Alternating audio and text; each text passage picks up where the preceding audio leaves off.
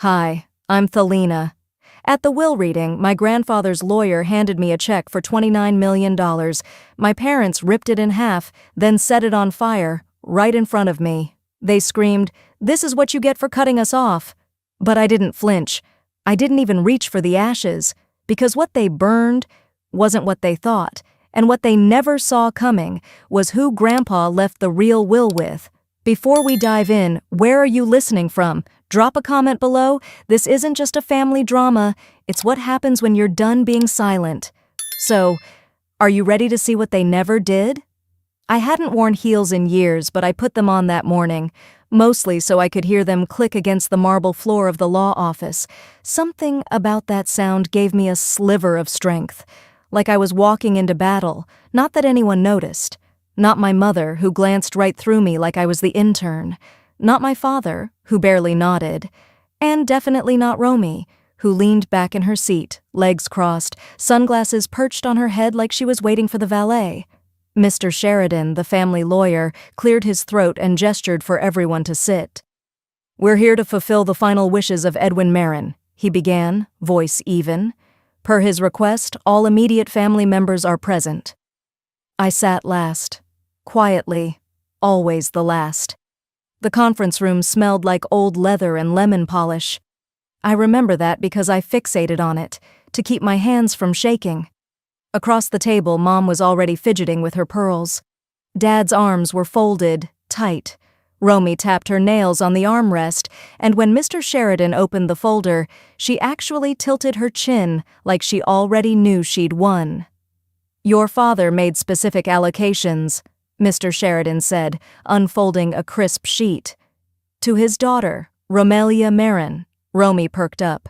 "He leaves the cabin in Jackson Hole and the 1959 Gibson guitar." Romy blinked. "I'm sorry, that's it?" He didn't respond, just kept reading. "To Lawrence and Dana Marin, his son and daughter-in-law, he leaves the heirloom grandfather clock, his vinyl collection, and a $10,000 charitable gift made in their name." Mom let out a sound like she'd swallowed a bug. "Excuse me?" Dad scoffed. "This is a joke. And to Thelina Marin..." Mr. Sheridan paused, then turned to me directly. "He leaves his entire financial estate, totaling $29,246,000. You could have heard a feather drop. "What?" my father barked. Mr. Sheridan held firm. "It was notarized. He made this change in person 3 months ago. It was deliberate." "That can't be right," Mom said. "She hasn't spoken to us in years. She left this family." "She abandoned us," Dad snapped, his voice rising. "She doesn't get to walk in here like some martyr and collect a fortune." Mr. Sheridan, to his credit, didn't blink. Instead, he reached under the desk and pulled out a thick brown envelope, sealed in wax. Grandpa's old stamp, the horse he carved himself, was still visible. My fingers hesitated, but I reached out and took it. Inside was a folded check and a note. "For the one who stayed silent and stayed strong. You were never forgotten. I saw everything." Before I could read it twice, my father's hand lunged across the table and snatched the check from my lap. "What are you doing?" I asked, my voice even. He didn't answer. He held it up, inspecting it like it was counterfeit. Mom snatched the note. "Give that back?" "Stayed silent? You mean ungrateful?" She ripped it in half. Then again, until the words were unreadable. Romy leaned back, smirking. "Oh, please, you're not the victim here. You've always played poor little Thelina. You cut us off. Grandpa just felt sorry for you." "That's not true." But Dad was already pulling a lighter from his coat pocket. "Lawrence," Mr. Sheridan warned, standing. "I'm not letting her buy her way back in," he growled. He lit the flame. The check curled fast, smoke rising in delicate spirals until it dropped, blackened, into the crystal ashtray in front of him. "Now," he said, voice thick with rage, "we're even." I didn't move, didn't blink. Mom crossed her arms, smug. "This is what happens when you betray your family." "She didn't even come to the hospital when Dad was sick," Romy added. I sat there, still, watching the smoke trail up like incense at a funeral, watching the last of my grandfather's wishes disappear into ash. But what they didn't know? That check wasn't real. What burned was a blank stand-in. I'd found it in Grandpa's study a month before he passed. He warned me they'd try to ruin whatever they couldn't control, told me they'd want to destroy something, so we planned for it. The real check? Wired directly to a separate trust. Untouchable. Untraceable. The folder he handed me in private, 2 months earlier, was still tucked into my coat pocket. So I smiled. Not the kind you wear in family photos. The kind that pulls up slow, like the dawn after a long, dark winter.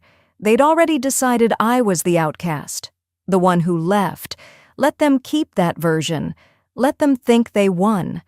I stood slowly, pressing the now empty envelope between my hands, and I walked out. No parting words, no dramatic exit, just the tap of my heels on that marble floor, echoing louder now. Outside, the cold Midwest air hit my face, but I didn't flinch. I slid into my car, placed the charred envelope beside me, and opened the brown folder Grandpa had marked, "Only open when they burn it." Inside, on top of a new set of documents, was one handwritten line. "Let them think they won. That's where it starts." By the time I pulled into the bank's private lot, the mid-morning sun had already burned off the mist. I sat in the driver's seat for a moment, watching a leaf tumble down from an old oak outside the building. There was a strange calm about the day, too calm considering what I was about to open. Inside the bank, Mr. Adams greeted me with the same quiet dignity he'd had since the day Grandpa first introduced us. He was already waiting by the elevator. "Miss Marin," he nodded, gesturing toward the secured floor. "Everything's been arranged, as per Mr. Edwin's instructions." We didn't speak much as we rode down. I appreciated that. I wasn't in the mood for small talk. When the vault door groaned open, it wasn't the cold air or the echo that gave me chills. It was the weight of what I was about to see. Mr. Adams walked over to the numbered drawer and slid it toward me with a soft metallic sound. "Take your time. I'll be right outside," he said before stepping out. I sat on the small bench staring at the box. 2 months ago, Grandpa handed me a brown envelope at a diner off I-70. He looked tired, like the years had caught up all at once. I remember his voice, low but steady. "Don't open it till after the will's been read, not a moment before. The key is the word trillium. You remember it?" I'd repeated it to myself every night since, like a prayer or maybe a shield. Now, as my fingers undid the latch, I whispered it again under my breath. Trillium. Inside the box, neatly packed, were 3 things: a folded check, a flash drive tucked in a black velvet pouch, and a file of legal documents bound with a red ribbon. The check made my breath hitch. It was real, undeniably real. $29 million, signed in that same looping script I used to trace on birthday cards. The paper was heavier than I expected, as if carrying the weight of what had been stolen from me for years. I opened the legal file next. It held 2 older wills, one from 8 years ago, another from just 3. In both, Romy and my parents had been primary beneficiaries. Notes in Grandpa's handwriting filled the margins. This was Dana's suggestion, felt off. And later, Lawrence insisted again, said Thalina wouldn't know what to do with it anyway. The final pages were different, clear, decisive. Everything was mine. My chest felt tight, but not from sadness, from relief. Then came the flash drive. I waited until I was back in my car before I slid it into my laptop. The screen flickered, then Grandpa's face filled the frame, filmed in what looked like his den, surrounded by old books and that same dusty lamp I used to hide under as a kid. If you're watching this, I'm gone. I wish I could be there when they realize they didn't win. He smiled, soft but sad. I know what they did to you. I saw more than I let on. The way they froze you out, took your college fund, turned your room into storage while you were still in school. I knew about the lies, the way they said you were difficult just because you didn't fall in line. He paused, exhaled. I should have stopped it sooner. But I thought maybe time would fix it. I was wrong. He leaned forward. You were the only one who never asked for anything, but gave more than anyone. You stayed silent. You endured. That was never weakness. That was strength. You loved without strings. I blinked fast, lips tight. This is yours now. Let them react. Let them throw their tantrums. But stay calm. The law's already on your side. His eyes softened again. You'll know when to speak. But sometimes, silence is the sharpest blade. Then the screen faded to black. I sat in my car for a long time. Just still. The check, the files, the video, none of it changed what had already happened. It didn't give me back birthdays spent alone. It didn't erase the night I stood in the cold watching my family's house glow with Christmas lights, knowing there wasn't a single present inside for me. Later that night, back in my rental, I placed the burned envelope, the one they thought held the real check, on my kitchen table. Yeah, I opened a drawer and pulled out the old scarf Grandpa gave me when I turned 10. It still smelled faintly of cedar. I wrapped the real check inside and placed it gently in the safe at the back of my closet, along with the USB and documents. Then I sat at my small desk and opened a folder I hadn't touched in years. The college letters I never replied to, the business ideas I'd once sketched out. Back when I still believed I was allowed to dream. One memory slipped in like a cold draft. Christmas break, sophomore year. I'd come home early, hoping to surprise them. Instead, I walked into my bedroom and found it empty. Bed gone, desk gone, replaced with beanbags and art prints. Romy's voice echoed down the hall. Isn't it cute? It's my reading nook now. I didn't argue. I packed. Quietly. But I remember sitting in the car that night, hands on the wheel, whispering to myself, just get through it. And I did. Now, holding the real folder, the one no one else knew existed, I whispered something else. I'm not that girl anymore. I backed up the video onto a private drive, printed copies of the legal documents, stored everything in a fireproof case I'd bought that very morning. Then I made tea, sat by the window, watched the world outside not change at all, and smiled anyway. They thought they'd won. They had no idea the game had just begun. I didn't expect to sleep soundly after what I'd uncovered at the bank, but the past 2 nights had passed in a kind of quiet clarity. I didn't toss or replay old arguments in my head. I didn't wonder if I was overreacting. For once, the silence in my apartment didn't feel empty, it felt earned. So when my phone buzzed at 6:13 a.m., the sound felt sharp, like it didn't belong. I reached for it, still half-wrapped in the old quilt my grandfather had given me back in college. No caller ID, just unknown. I almost let it go to voicemail, but something in my chest said, answer. Hello? Thalina? Her voice was warm. Too warm. Hey, it's Romy. I know it's early, sorry, I was hoping maybe we could talk. Just us. I didn't respond right away. She filled the pause. I thought maybe we could grab coffee like we used to, just talk. You pick the place. The last time Romy asked to talk just us, I ended up being blamed for ruining Mom's retirement dinner because I didn't laugh at her husband's joke about my useless degree. Still, I found myself saying, all right, 11, Cornerstone Cafe. She agreed quickly, too quickly. We hung up and I deleted her number right after. Again. Just in case.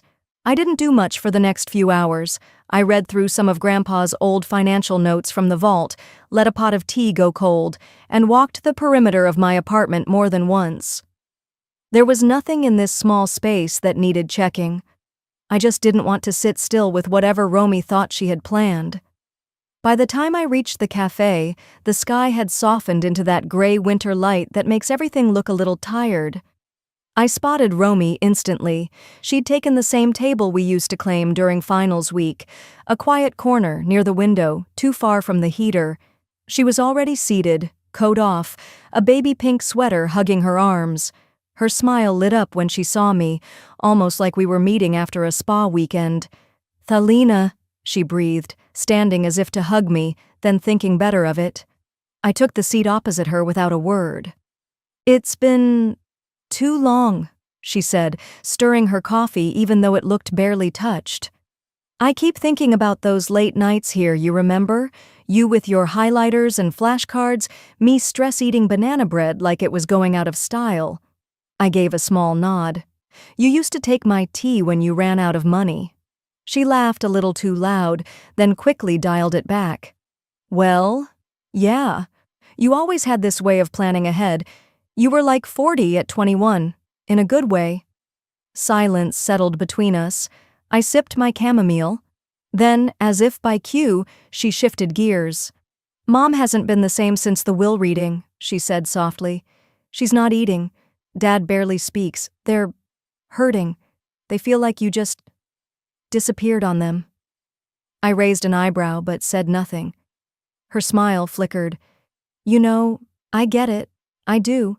You've always felt like the outsider. But cutting us off like this, it's cruel, Thelina." The tea tasted warm, grounding. I let the silence work. "I mean," she went on, "even Grandpa, sometimes he said you held things too tightly, that you were distant." I looked at her. "Did he say that to you? Or did someone else?" Her jaw clenched just for a second. "I'm just saying, no one wants this family to fall apart." She tried to meet my eyes, but I was already reaching for my mug again. Her tone wavered then. "That check, the one you threw in the fire, was it real?" There it was, the real reason she came. Her voice cracked slightly. "Because if it was, then that's a lot of money to just let burn." I set my mug down gently. "It was just a piece of paper." She blinked. "What?" "It's gone now." The silence this time wasn't comfortable. It bristled. Her smile was gone. "Whatever Grandpa left you, whatever game this is, don't make it worse than it has to be. This family has already lost so much." I stood slowly, slipped my coat on. "Then let's not lose more." "Wait." Her voice rose slightly. "You know Mom's thinking about contesting the will." I turned toward her. My face didn't move. "She's welcome to try." There wasn't anger in my voice, just finality. Romy's mouth opened, then closed. I walked out without another word. The wind had picked up. It bit through my coat as I walked to my car, but I didn't rush. Each step felt like it was breaking a rhythm I'd stayed in too long. I didn't look back. I didn't plan on doing much when I got back to my apartment that night. I kicked off my shoes, peeled out of that sweater that still smelled faintly of cinnamon latte and confrontation, and stood still in the middle of my kitchen like I'd forgotten what normal even looked like. My hands still felt cold, even though the room was warm. I was reaching for the tea kettle when I noticed something odd, something taped to the outside of my front door, just below the peephole. At first, I thought it might have been a flyer, but the way it was centered, neat, plain white, it didn't feel random. I opened the door and gently peeled it off. No name, no return address, no stamp. Just a plain white envelope, sealed. The handwriting was tight, angled, written in a pen that dragged a little on the paper. Something about it stirred a memory, but it floated just out of reach, like trying to remember the smell of a childhood house. I closed the door, sat down at the kitchen table and stared at it for a long minute. Then I opened it. Inside was a single sheet of paper. No greeting, no sign-off, just a message that stopped my breath. What they burned wasn't the real check. "Don't speak, just move wisely. And look in box arrayed at the security firm. You'll understand everything." That was it. I read it again, then again. By the fifth time, I still hadn't moved. My mind was racing, but my body was still. It wasn't fear that locked me in place, it was recognition.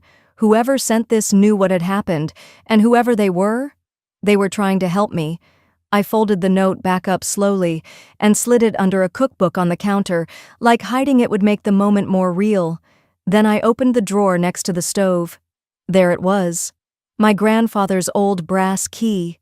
He'd given it to me on my 18th birthday, wrapped in a handkerchief with only one sentence: "You'll need this someday, when you're ready to claim yourself." Back then, I thought it was just one of those cryptic, sentimental things old men say when they're feeling nostalgic. I never asked what it opened. I just kept it, tucked away, forgotten, until now. I stared at it, sitting in the palm of my hand, heavy for its size. I didn't sleep that night. I laid on the couch in the dark, the envelope and the key on the table, the message echoing in my ears like it had been whispered by someone standing right behind me. Morning came gray and early. I called the same private vault firm Grandpa had used, where they'd read his will. The receptionist picked up after the second ring, her voice clipped but polite. "Good morning, Langford Vault and Estate," she said. "Hi," I began, my voice calm. "I'm Thelina Marin.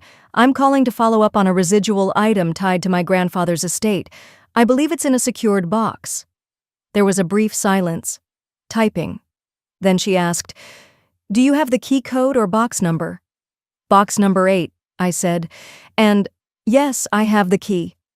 More silence. Then more typing. "That box is listed under your name, Ms. Marin," she said. "We can schedule an appointment for this afternoon. You'll need 2 forms of ID and the original key."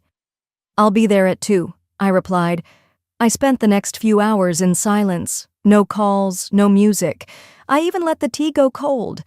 My body was still functioning, washing up, getting dressed, pulling my hair into a low knot, but my mind was somewhere else entirely. At 1:30, I slipped the brass key into my coat pocket, locked the apartment, and drove in silence. The building sat tucked into a quiet street, lined with trees that had long since lost their leaves. A discreet sign out front, a buzzer at the door. When I walked in, everything smelled faintly of cedar and professionalism. The woman at the front desk greeted me with a neutral smile. "Box 8, correct?" I nodded, handed over my ID and the key. She examined both, then led me through a narrow hallway into a small wood-paneled room. There was only one chair, one table, and a wall lined with safe deposit boxes. She unlocked one, box 8, and stepped out, leaving me alone. I sat. Inside the box were 3 items. The first, a certified cashier's check made out to me for $29 million. I didn't react, not out loud, but my breath caught for a moment, like my body had to adjust to the sheer weight of the number staring back at me. The paper felt real, the seal stamped deep, the bank's name legitimate. The second item, an envelope sealed in red wax. The words on the front, written in that unmistakable slant I'd seen only in birthday cards and family notes growing up. "Read only if they burn the first one." I held it in my hands for a long time before opening it. Inside was a short note from my grandfather. "If you're reading this, then they showed you who they really are. The money was never the real gift. It was knowing who to trust when the fire started. Keep your own counsel, and don't let them make you small again." There were no tears, but there was a tightness in my chest, not pain, not sadness, something older, deeper, like a knot I'd been carrying for years had finally been named. I repacked the envelope, folded the check carefully, and closed the box. I told no one, not even the woman at the desk, who simply nodded as I returned the key. Driving home, I didn't turn on the radio. I let the silence stay with me. Back in my apartment, I took off my coat, placed the envelope and check in my own small safe, and stood there a long moment. My reflection in the mirror didn't look any different. But something had shifted, not outside, inside. Later that evening, just as I sat down with a bowl of soup I hadn't really wanted, a soft sound made me freeze, a rustle. Paper, maybe. I got up, walked to the front door, and opened it. There, just beneath the doormat, was a second envelope. No name, but this time, no tape, no note, just the shape of someone watching. Across the street, half shadowed, half bold. They didn't flinch when I looked their way. They wanted me to know they were there. I stood there on the marble steps of the vault office, the sun warm on my face, but my chest hollow. The city moved around me, cars humming, feet tapping, but my focus narrowed to one thing, the woman across the street. She wasn't just standing, she was watching, middle-aged with dark auburn hair pulled into a tight knot, slacks, beige jacket, sunglasses too large for the cloudy sky. But it wasn't her face that gripped me, it was the scarf. A pale blue silk scarf with ivory trim and tiny stitched initials at the corner, MC Marjorie Carroll, my mother. That scarf had disappeared 3 years ago. She'd claimed the laundry lost it. I'd believed her. But now it hung gently around this stranger's neck like it belonged there. And she was staring at me. Not the kind of glance people throw in passing. Not casual curiosity. She tracked my every move. I adjusted the strap of my bag and looked away, pretending to check my phone. Then I turned toward King Street like I hadn't noticed her. My hand shook as I pushed through the door of the cafe on the corner. Inside, it smelled like cinnamon and burnt espresso. I didn't stop. I cut through the dining area, nodded at the teenage barista, and headed straight to the employee door in the back. "Ma'am, you can't—" "I'm just meeting someone in the alley. It's fine," I said quickly, not even turning around. The metal door groaned as I pushed it open and stepped out into the quiet rear alley, brick walls closing in on both sides. I moved fast, looping behind the bakery, then across the parking lot, doubling back toward the street 2 blocks over. When I finally reached the corner and peeked down toward the vault building, she was gone. No scarf, no beige jacket, just tourists and traffic, like she'd never been there, but she had. I knew she had. I didn't go straight home. My gut wouldn't let me. Instead, I walked. Past storefronts, past memories. My feet led me to the old library Grandpa used to take me to when I was little. It hadn't changed much. Same chipped stairs, same fading scent of paper and polish. Inside, I made my way to the back row of public-use computers. No ID required, no login needed, just time and a calm hand. I opened the browser and typed in the estate email account I'd been given during the will review. It wasn't something I checked often. Most updates were legal jargon or notifications from the trust officer. But today, something tugged at me. And there it was, a flagged message I'd never opened. Sent 3 weeks ago. From mholderacmtrust.org. Subject, do not ignore. I hesitated for a breath, then clicked. The message was brief. They're not after the money. They're after the signature that proves who the company belongs to. M attached, a scanned document. I clicked it open, hands cold now. It was a legal transfer form, signed and notarized, dated 2 weeks before Grandpa's stroke. It assigned full control of Carroll Marin Holdings' voting rights, every decision-making share, to me. My name was right there, my full name, in his script. Thalina Maurice Marin. My breath caught. This wasn't just about the money. This was about power, control, legacy. I leaned back in the chair, heart pounding, not from shock, but recognition. They didn't want me poor. They wanted me powerless. I printed nothing, downloaded nothing, just closed the window, wiped the browser history, and left.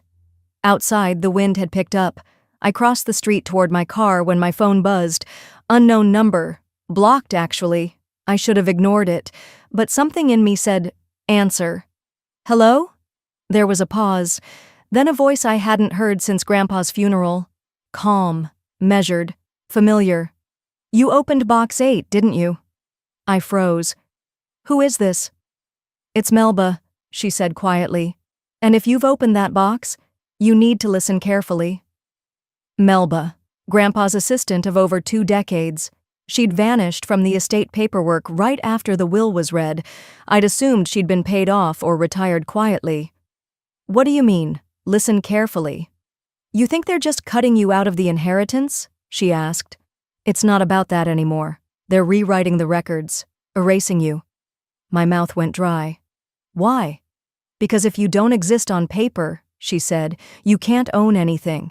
You can't challenge anything. Check the land deed to the Charleston property.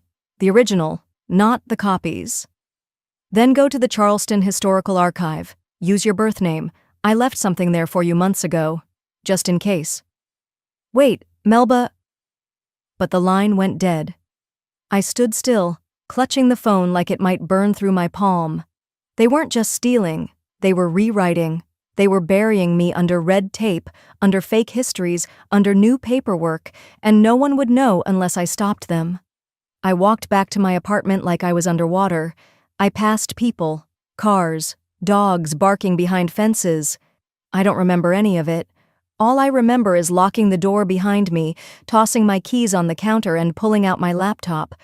I opened the browser, heart drumming hard now, and then I typed in the name I hadn't used since I was a child, Thelina Maurice Carroll. And what came up made me forget how to breathe. I didn't even remember typing it.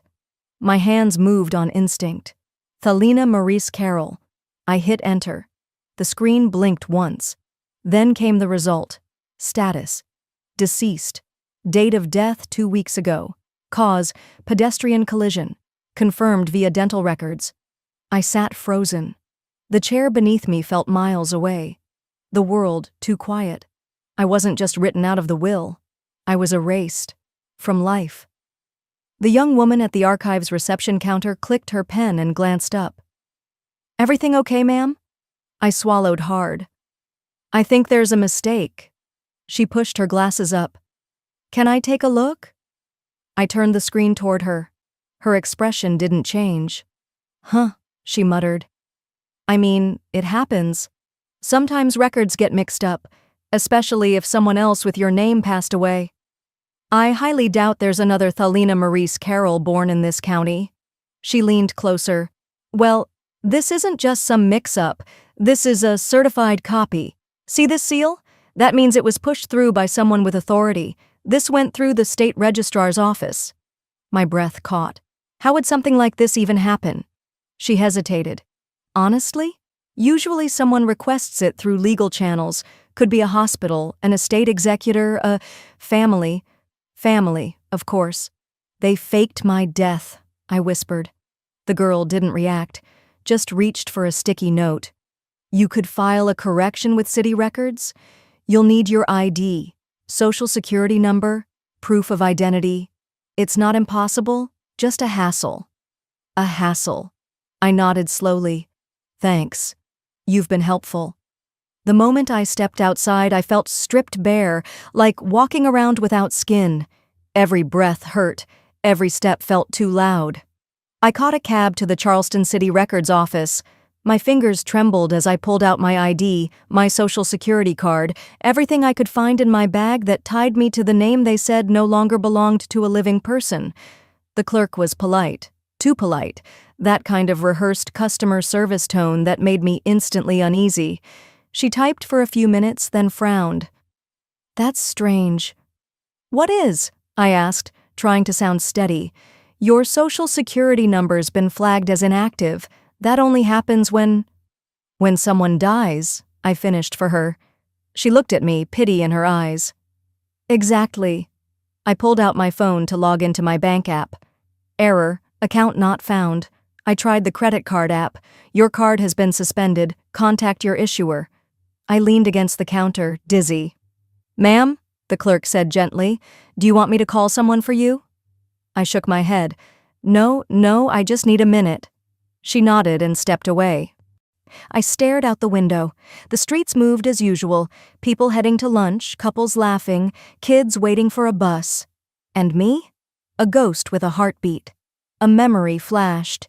Me, sitting beside Grandpa after his third stroke. His voice slow but sharp as ever. "If they can't control you, sweetheart, they'll wipe you off the map. That's what power does when it's afraid. It erases." He hadn't been exaggerating. I left the building without another word, walking fast now. It wasn't just about being removed from the will anymore. This wasn't about money. It was about identity, legacy, existence. They hadn't just stolen my birthright, they'd killed me, on paper at least. I didn't feel safe going home, not to my apartment, not to anywhere familiar. So I ducked into a nearby cafe, used the public Wi-Fi to search cheap motels, and booked one under a fake last name.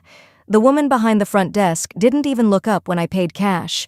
The keycard barely worked, but the door finally gave with a click. Inside, I dropped my bag and sat on the edge of the bed. The walls were a sick yellow, the comforter stank of old cigarettes, and the AC rattled like it was protesting life itself. None of it mattered. I pulled out the small USB drive from box 8, the one labeled only with my initials. I didn't hesitate. The laptop buzzed quietly as it read the contents. A folder popped up, just one file. "Watch me first, MP4, I clicked. The video loaded slowly. Then, there he was. Grandpa. He was sitting in the sunroom of his old house, a red cardinal perched outside the window behind him, his eyes, though tired, locked straight into the lens. "If you're seeing this, Thelina, then they've gone too far." My throat tightened. "You were always the one who stood apart, not because you wanted to, because they wouldn't let you in. But the company, the trust, the legacy, it was always meant for you."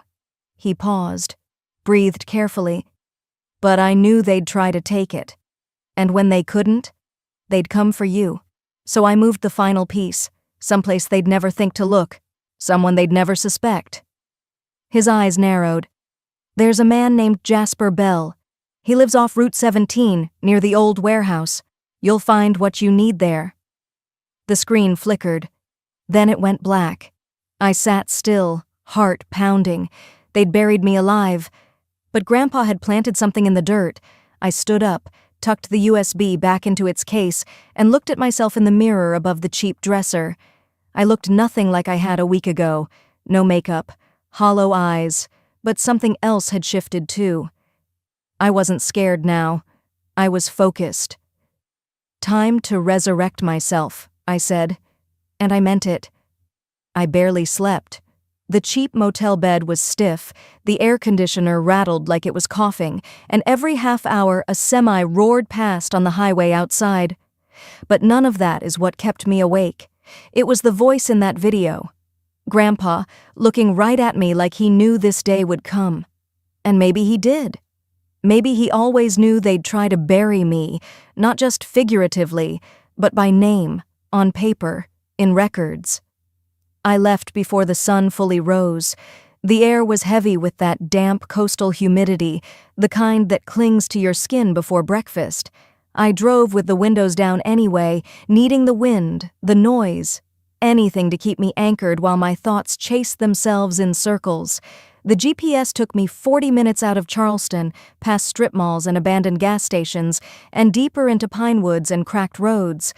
I passed a bait shop, a rusted-out barbecue pit, and then nothing. Just trees. Then, like a memory you didn't ask for, the old chain-link fence appeared on my right.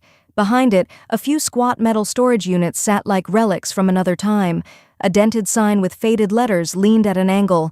Carroll & Co. Emergency Holdings. I parked beside a patch of weeds and gravel. For a minute I just sat there. No movement, no sounds but the cicadas and a distant crow. It was so ordinary, so plain, it almost felt like a joke. But the GPS flashed green. Unit 19B, 36 feet ahead. The padlock wasn't broken. It squealed when I twisted the key from the USB box. Dust shook loose as the door creaked upward, and light spilled in through the grimy skylight above. I stood at the edge, staring. Boxes, metal shelves, a rolled-up rug, a few office chairs stacked haphazardly in the corner. But front and center, like he meant for it to be found first, sat a fireproof briefcase. Black, heavy-duty, and on top, taped with yellowing Scotch tape, a note in Grandpa's handwriting. "If they ever burn you, open this." I pulled it close and sat down on one of the crates. My fingers fumbled with the latches. Inside were truths I wasn't ready for. His voice again, this time on a small tape recorder labeled in pen, "For her ears only." I pressed play, and his old voice, now more fragile, filled the quiet space. "They told me they'd put me in a home if I tried to change it. Your aunt even brought papers she claimed were court-reviewed. But I knew what they were doing, so I left you something they couldn't reach." I blinked, holding in the tears. "They don't just want to cut you out, Thelina. They want your silence, but you—" The tape crackled. "You're the legacy they're afraid of." Below the recorder was a manila folder. Inside it, my original birth certificate. Not the revised one the lawyer at the firm had shown me 2 years ago, the one that listed my stepfather's last name. This one was untouched, pure. Thelina Maurice Carroll. No hyphens, no edits. Next came the letters, 10, maybe 12 of them, all addressed to me. Most had never been mailed. One was dated the week before his will had been allegedly finalized. Another, written 2 days after the forged death certificate had been filed. I kept going. A will draft, signed and notarized, naming me sole executor and majority stakeholder of the Carroll Family Trust. My hands started shaking. That date, it was after the so-called death record. They knew I was alive, and they filed it anyway. Below the will, tucked under a hard plastic binder, was a land deed. My name was on it, not my father's, not Romy's, mine. Grandpa had transferred the rights quietly years ago and recorded it through a separate trust.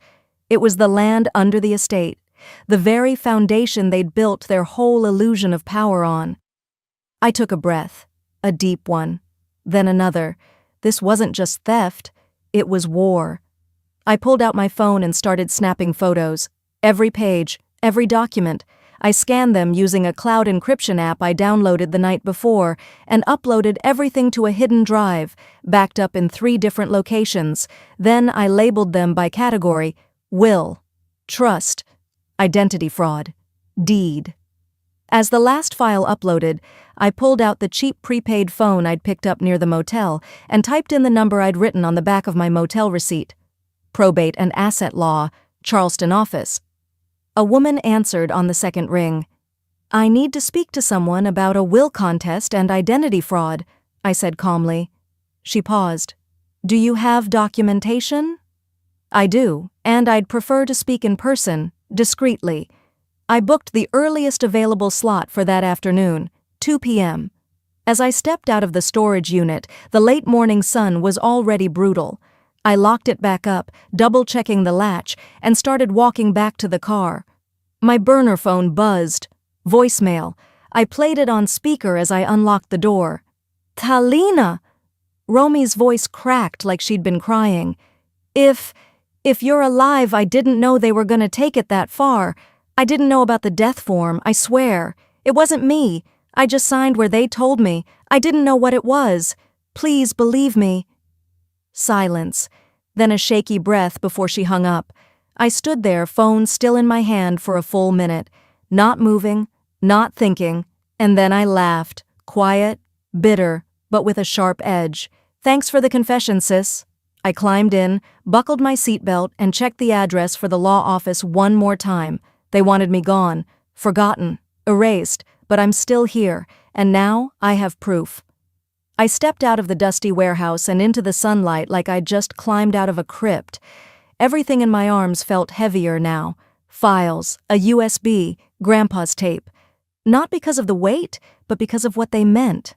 Proof. After all their lies, I finally had something solid. I didn't drive straight downtown. I pulled off to a diner near the overpass, sat in a booth by the window, and ordered nothing but coffee. I needed a moment to breathe, to think, to center myself. It was only after uploading every scanned page to a locked cloud folder that I finally exhaled. The burner phone buzzed quietly next to the mug. "Ms. Orton will see you at 3:30. Use the 6th Street side entrance. Ask for Rita." I left a tip under my untouched mug and drove downtown, past the courthouse I used to walk by as a teenager, wondering if justice ever truly lived inside it. Today, I was going to find out. The Fulton and Wesley building didn't look like the kind of place that held secrets, but I knew better. Legal offices didn't need to scream power. They whispered it, behind frosted glass and heavy doors. I checked my reflection in the elevator wall. My face looked calm, maybe even elegant. No one would guess that just 2 days ago, I was an erased woman. Now I carried my own name like a loaded weapon. At the receptionist's desk, I spoke softly. "Thelina Marin, I have a 3:30 with Sylvia Orton." The woman behind the counter blinked, just once, but I caught the flicker. Her fingers paused over the keyboard like she was waiting for someone to correct her, but none came. "Of course," she said, voice neutral. "Please have a seat." The waiting room was quiet, full of hushed tones and expensive silence. Before long, a door opened. She looked like she belonged in another era. Elegant suit, silver hair swept back, no-nonsense eyes. "Thalina Marin," she said, more statement than question. "I was wondering when you'd stop being the ghost in their story." Her voice wasn't sharp, but it wasn't soft either. It was steady, anchored. She didn't speak to impress. She spoke like a woman who'd won battles and buried the unnecessary. I followed her down the hall into a private room, simple but shielded, with thick walls and a locked cabinet. She motioned to the table. "What have you got?" I set the case down gently, opened the files, spread the photos, plugged in the flash drive. She didn't flinch as she examined each document. She just nodded occasionally, like ticking boxes in her mind. But when she unfolded the letter marked in Grandpa's shaky hand, "If they ever burn you, open this," her eyes did something small. They softened, just for a breath. Then she pulled a drawer, laid out a notepad, and tapped a pen twice before speaking. "You're not going to like this next part." "I haven't liked much so far," I said quietly. She half smiled. "Fair." Sylvia opened a file of her own and pulled out a sealed envelope. Her fingers slid it across to me. "Your grandfather wasn't blind. He knew retaliation was a possibility. 2 months before his death, he came to us, quietly, had us notarize a witness affidavit and a personal statement." I looked at the seal, unbroken. "He named you sole heir to all liquid assets, stocks, bonds, cash reserves, not the land. That's trust deed territory. And from what you've shown me, you have that handled. But the statement? It's gold." I opened the envelope. His words were simple, typewritten. "I, Bernard Marin, being of sound mind and body, hereby affirm that I have revised my estate to reflect my granddaughter, Thalina Marin, as the rightful and sole heir of all financial holdings not tied to land.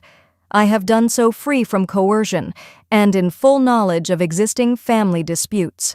Beneath it, the notary's name, Edna Monroe, a name I hadn't heard since childhood church picnics. "She witnessed it?" I asked, voice rough with memory.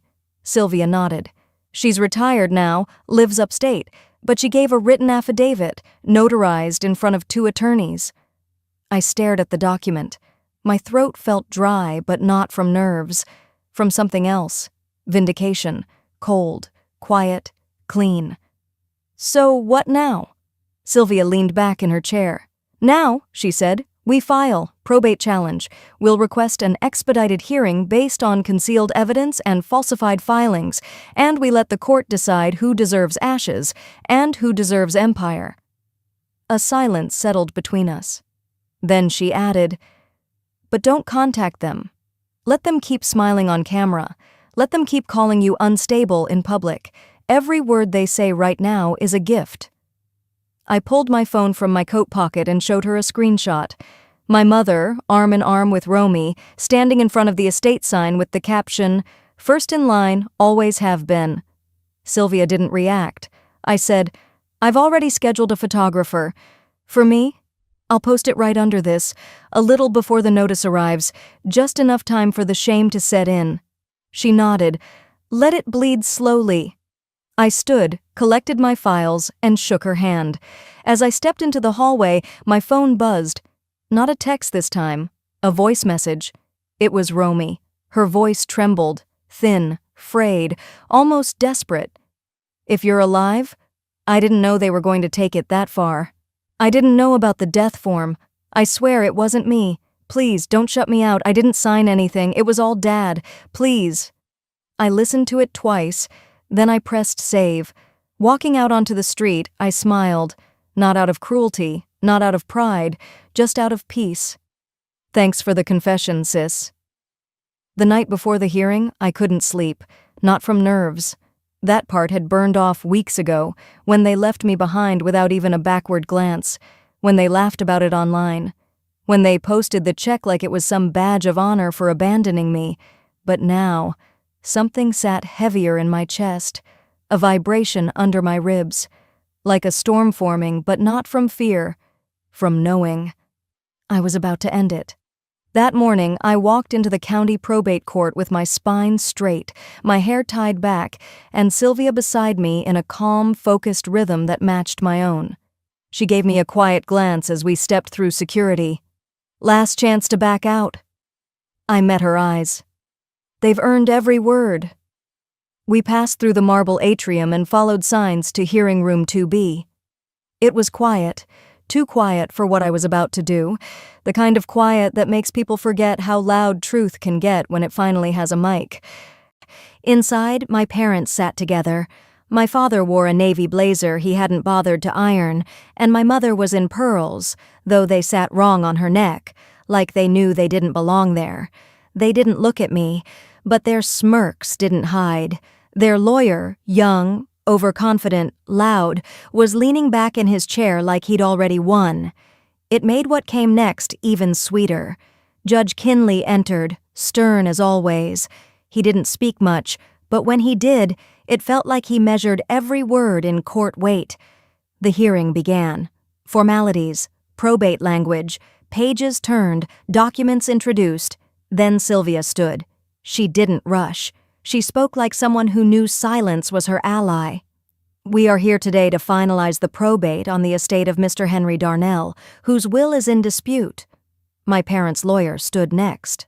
Your Honor, the decedent's most recent will, dated February of last year, clearly leaves all major property and assets to my clients. Kinley nodded. Continue. Sylvia calmly opened a folder. We are submitting into evidence a revised will, executed under legal counsel dated 5 months later, naming my client, Ms. Thalina Darnell, as sole heir. My father scoffed. That's forged. Kinley held up a hand. You'll have your turn. Sylvia didn't even blink. Additionally, we have a sworn affidavit from a retired notary who witnessed the signing, as well as correspondence proving no cognitive impairment at the time. The young lawyer rolled his eyes. It's not unusual for families to claim new wills, especially estranged relatives. Sylvia smiled faintly. We anticipated that objection. She tapped her tablet and connected it to the courtroom's screen. The lights dimmed slightly. Then, Grandpa's face appeared, gaunt, eyes soft but sharp, lying back in a hospice bed, an oxygen tube in his nose. But his voice was clear as day. If they're in court again, it means they're doing what I feared. If you're watching this, sweetheart, it's because I knew they'd try to erase you, but you were never forgettable. I didn't breathe. He looked straight into the camera, not frail, not confused, just tired and done playing along. They made me sign a version of the will I didn't want, pressured me, told me you were just trying to take what wasn't yours. I was weak, but not gone. I changed it back, quietly, and I made sure someone honest watched me sign it. He paused, swallowed hard. They'll pretend it's about fairness, but you and I both know it's about shame. I wasn't ashamed of you. I was ashamed of letting them win. The video ended. My mother made a choking noise. The lawyer beside her whispered something urgently, but she waved him off. Sylvia wasn't done. She added a printout to the record. Your Honor, we are also submitting text messages from Romy Darnell, sent to Mr. Darnell during his final months, suggesting he'd better stick to the script, or else things could get complicated fast. There it was. No yelling, no drama, just facts. Judge Kinley leaned back slowly. His expression was unreadable at first. Then came the slow shake of the head. I've seen greed, he said. I've seen cruelty. But rarely have I seen both this loud and this foolish. He looked directly at my parents. You attempted to mislead this court, conceal coercion, and destroy legal documentation. Ms. Darnell, he turned to me, is affirmed as the sole legal heir. The estate shall be transferred accordingly. I exhaled, but he wasn't finished. To the respondents, your behavior warrants further scrutiny. Pending investigation into elder coercion and document tampering, I am ordering a freeze on your current assets and issuing a fine for contempt of court. My father stood up like he was about to argue, but the judge didn't even acknowledge him. Court is adjourned. Outside, the air felt different. It wasn't just the spring breeze. It was lighter, like something heavy had finally peeled itself off my back. I stood alone on the courthouse steps, papers in hand, when a reporter with a mic approached. "Ms. Darnell, would you like to make a statement? Anything you'd like to say to your parents after all this?" I paused, looked out at the street, people passing, horns honking. The world didn't stop for my story, but mine had just changed. I turned to the camera. They already said it all, when they set fire to the only love that ever saw me. I walked away, not in anger, but in peace.